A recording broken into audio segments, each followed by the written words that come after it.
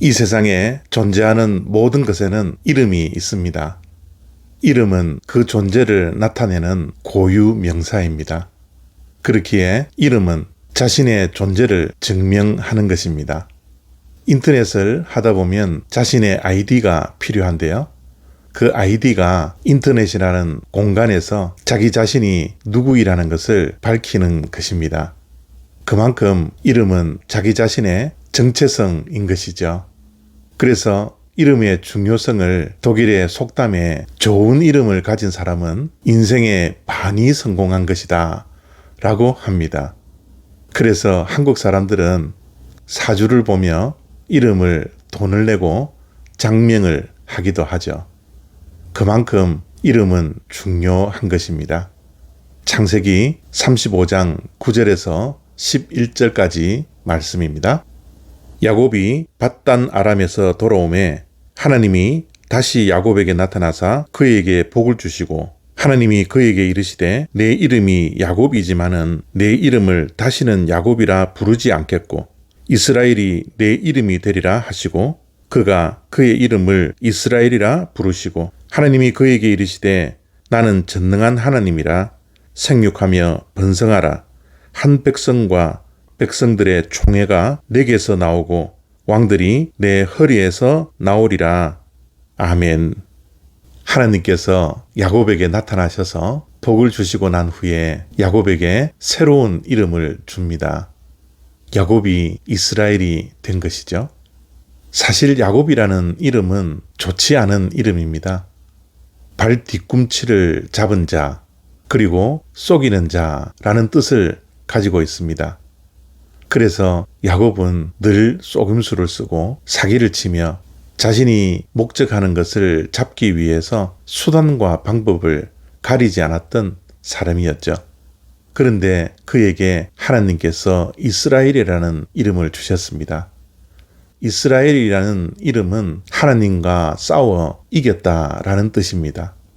정확하게 말하면 하나님과 싸워서 이길 자가 누가 있겠습니까?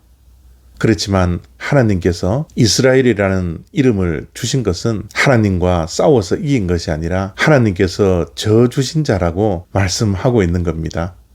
이 이름이 얼마나 명예롭습니까?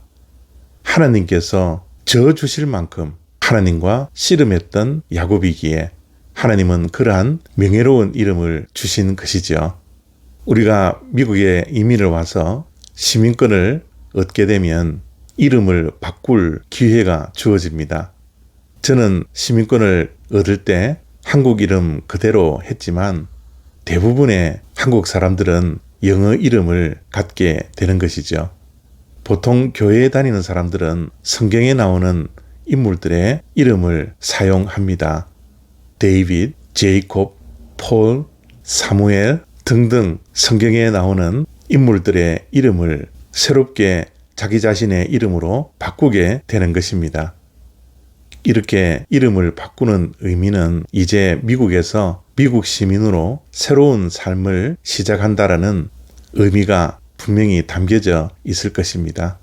그렇듯 하나님께서 야곱에게 이스라엘이라는 이름을 야곱에게 새롭게 지어준 것처럼 야곱은 지금부터는 새로운 피조물로 이름에 걸맞게 사는 인생이 되었던 것이죠. 우리가 예수님을 믿으면 우리에게도 새로운 이름이 주어집니다. 그것이 무엇입니까? 하나님의 자녀라는 이름입니다. 성도라는 이름입니다. 그리스도인이라는 이름이죠. 우리는 이러한 이름에 걸맞게 살아가야 합니다.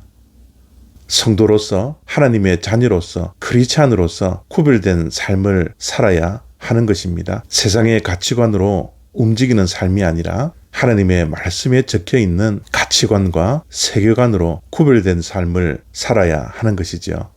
우리는 예수님 때문에 영적인 이스라엘이 되었습니다.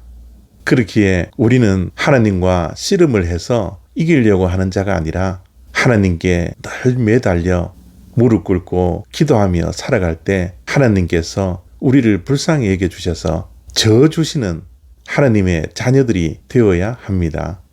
이렇게 살아가는 것이 우리 그리스도인들의 새로운 삶의 방식입니다.